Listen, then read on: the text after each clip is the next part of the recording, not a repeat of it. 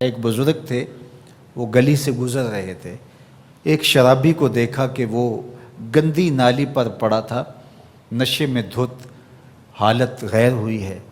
انسانی ناطے اس پر ترس آیا، اس کو وہاں سے اٹھایا، اس کا منہ دھویا اور اس کے گھر چھوڑ آئے۔ خیرات ہوئی، سحری کے وقت، تہجد کے وقت وہ مسجد میں گئے، وہ بزرگ جیسا ان کی عادت تھی، تو دیکھا کہ ان سے پہلے آج کوئی شخص تہجد کے مصلی پہ بیٹھا ہے اور نوافل ادا کر رہا ہے۔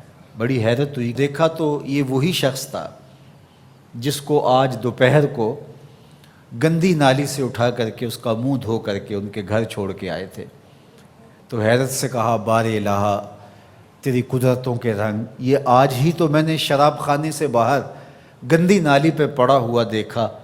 ہاتف سے آواز آئی، میرے بندے تو نے اس کا منہ دھو دیا تھا، میں نے اس کا دل دھو دیا۔ تو جب کوئی شخص اپنا منہ دھوتا ہے، اپنے ہاتھ دھوتا ہے، تو اللہ اس کے گناہ دھو ڈالتا ہے۔ تو یہ نصف الایمان ہے، یہ آدھا ایمان ہے۔ ہمارے دین نے ہمیں صفائی کا، ستھرائی کا، پاکیزگی کا، عفت کا، پاک دامنی کا حکم دیا ہے۔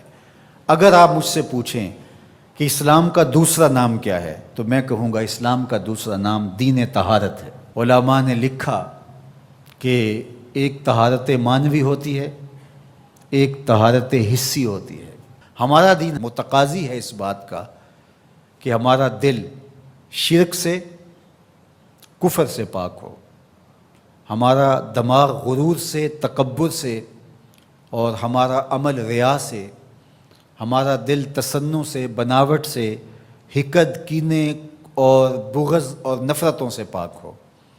مانوی نجاست سے ہم اپنے آپ کو پاک کریں۔ اسی طرح ہم ہر طرح کے حدث سے اپنے آپ کو پاک کریں، حد سے اصغر ہو یا حد سے اکبر ہو۔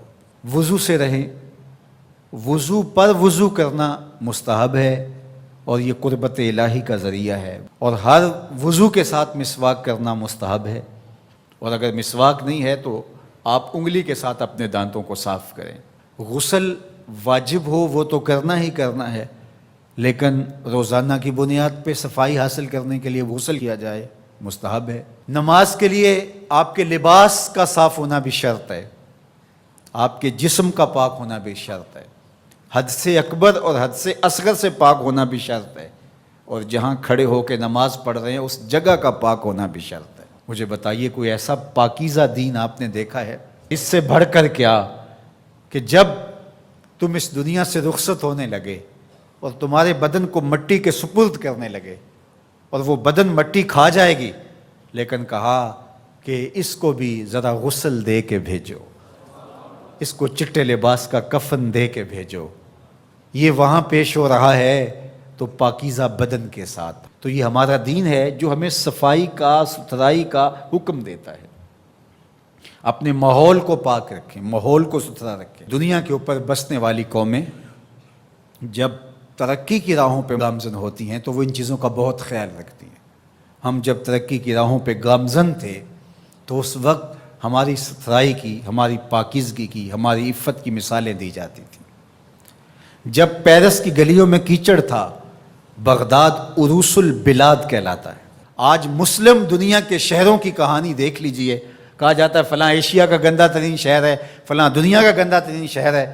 اپنے اطراف میں پھیلی ہوئی گندگیاں دیکھیے، گھر سے شاپر میں گندگی ڈال کر کے اپنے ہی گھر کے دروازے پہ پھینک کے ہم سمجھتے ہیں ہم نے گھر کی صفائی کر لی، وہی پھر پاؤں سے، گاڑی کے ٹائروں سے لگ کے پھر ہمارے اندر جا رہا ہوتا ہے۔ ہمارے دین نے تو ہمیں یہ کہا، اگر کوئی راستے میں گری پڑی چیز کو جو گزرنے والوں کے لیے رکاوٹ بنے، اس کو اٹھا کے ہم پھینک دیں تو یہ جنت کے راستے کی ضمانت بن جاتی ہے۔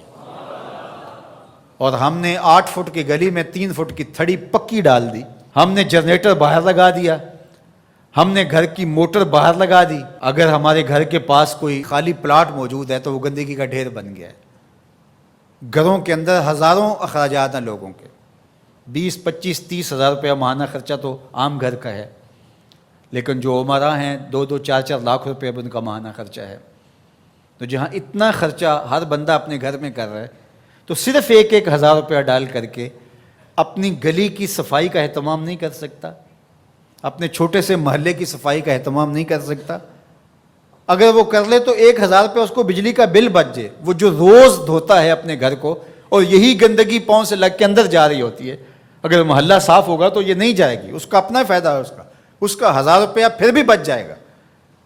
لیکن ہم اس کو کرنے کے لیے تیار نہیں، اپنے گھر کو صاف کر لیا اور باہر گندگی ڈال دی، اور دوسرے نے بھی اپنے گھر کو صاف کر لیا، باہر گندگی ڈال دی، راستے کے اندر گاڑی کھڑی کر دینا، چلتے راہ کے اندر ریت مٹی پھینک دینا، اور پھر 2 دن اس کو اٹھانا ہی نہ، لوگ اذیت سے گزرتے کوئی بات نہیں۔ کس طرح کا معاشرہ بن گیا ہوا ہے؟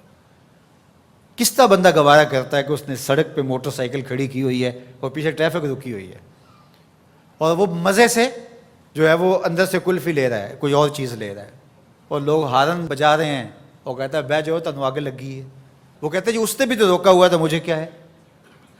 عجیب کہانی ہے بھائی، کیا یہ ایک مسلمان کا طریقہ ہے؟ یہ تو ایک اچھے انسان کا طریقہ بھی نہیں ہے۔ مسلمان تو اس سے اوپر والے درجے کا شخص ہوتا ہے۔ اچھا انسان ہونا بہت بڑی بات ہے، اچھا مسلمان ہونا تو اس سے بڑی بات ہے۔